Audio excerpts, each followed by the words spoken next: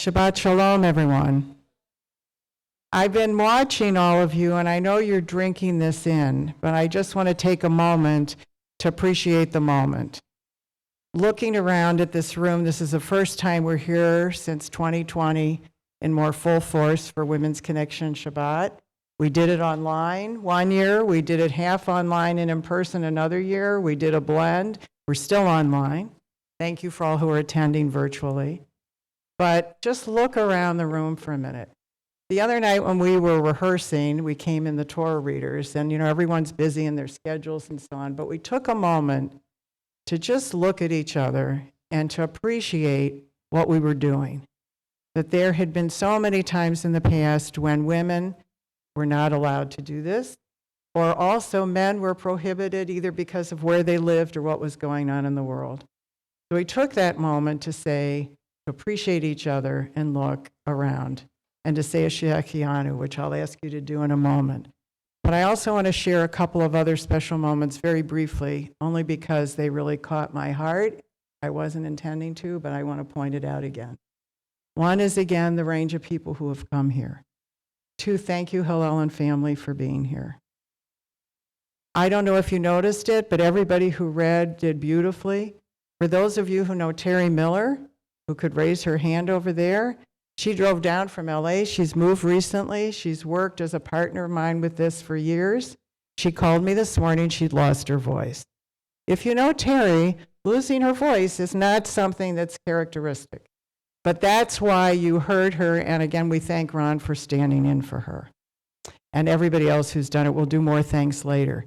But the other moments I want to mention is one that is important for all of us, which is seeing Fanny Krasner-Leibovitz and Vicki Libman stand together to do the prayer for Israel.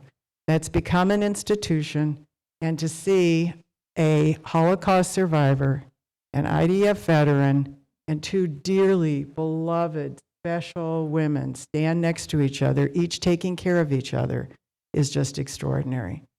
I could point out everybody in the room. I'll save the time right now and not, but because you're all holding your breath. But if we can just take a moment together, if it's okay ritually, I got permission to say a Shehechianu.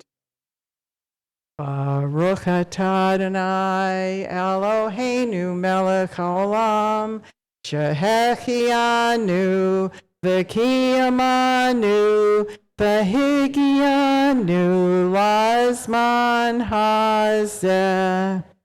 And now also, I encourage you on page 8 in the booklets, we a couple of years ago had done a modernization of the Eshet Chayil prayer of attributes.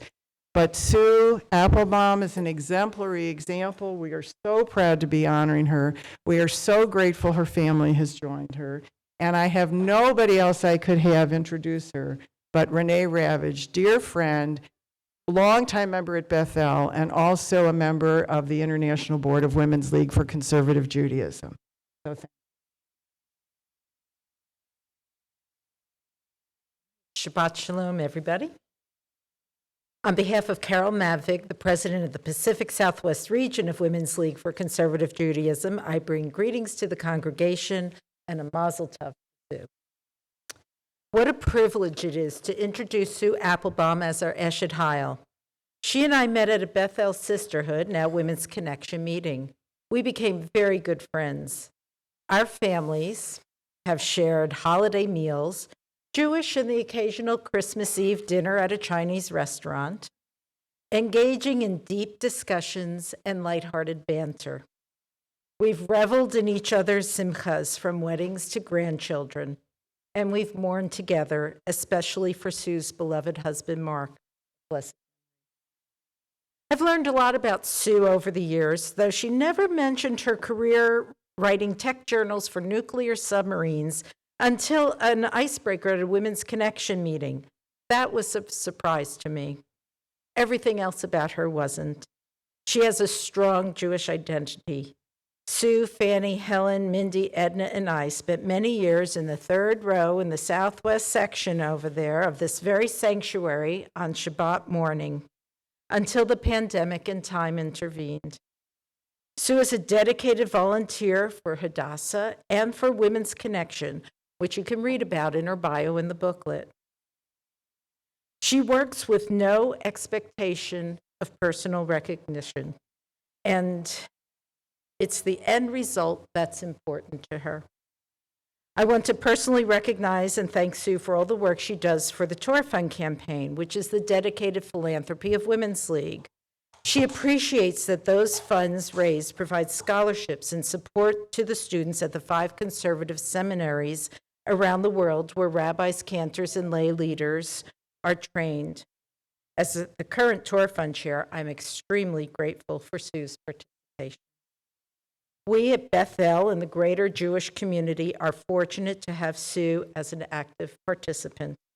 I am honored to call her friend and to introduce Sue as the Women's Connection Eshet Chayil.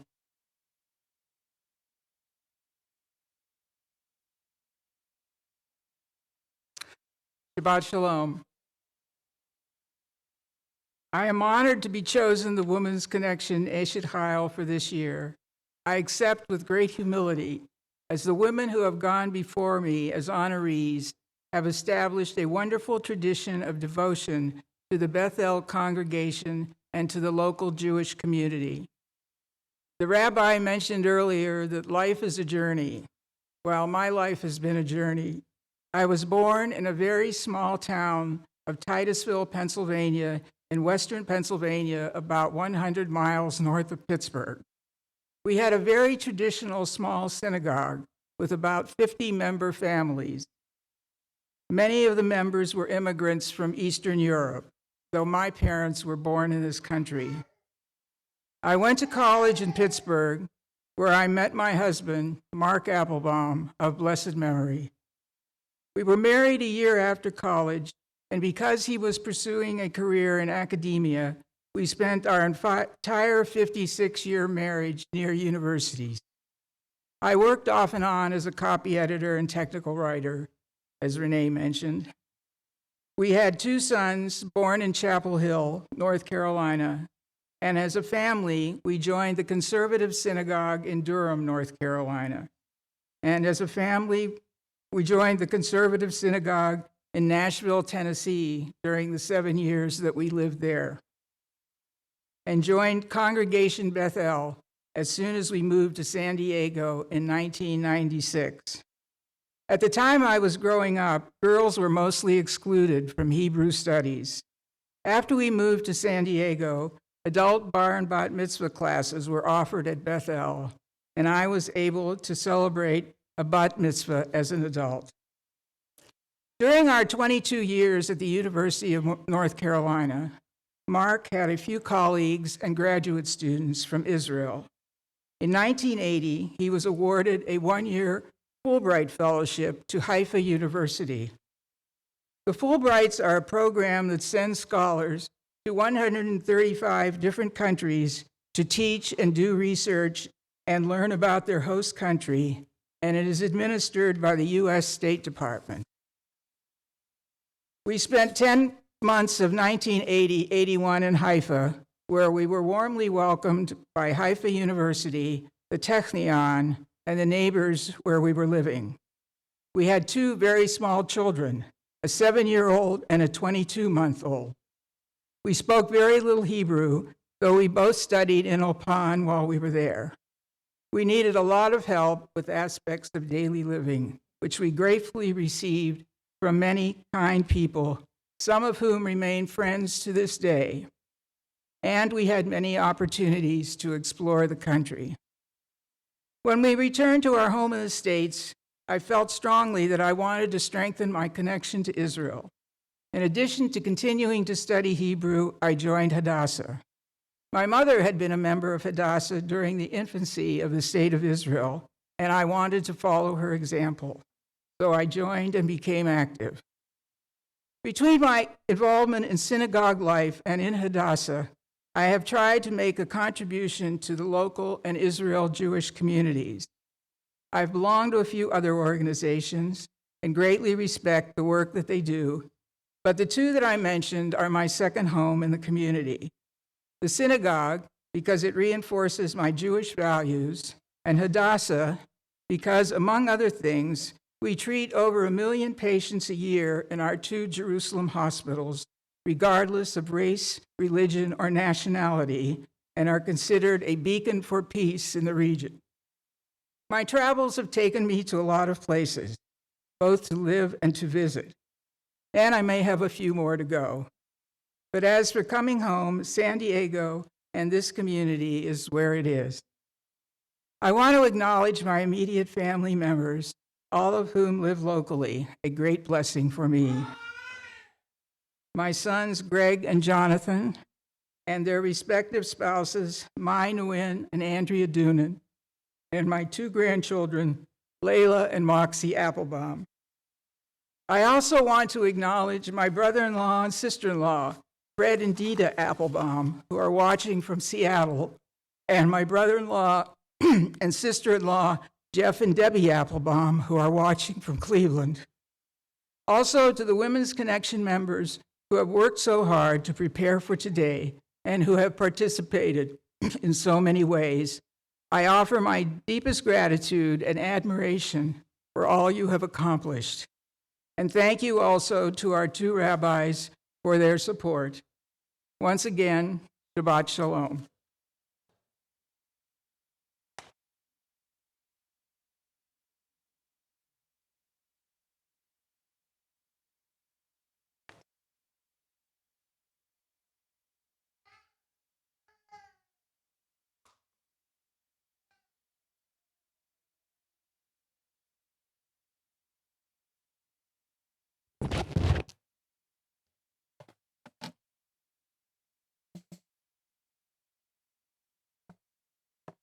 Karen and Renee, thank you so much for that beautiful tribute and all that you do. Sue Applebaum, congratulations. We are all so delighted and proud to share with you and your family on this very precious morning.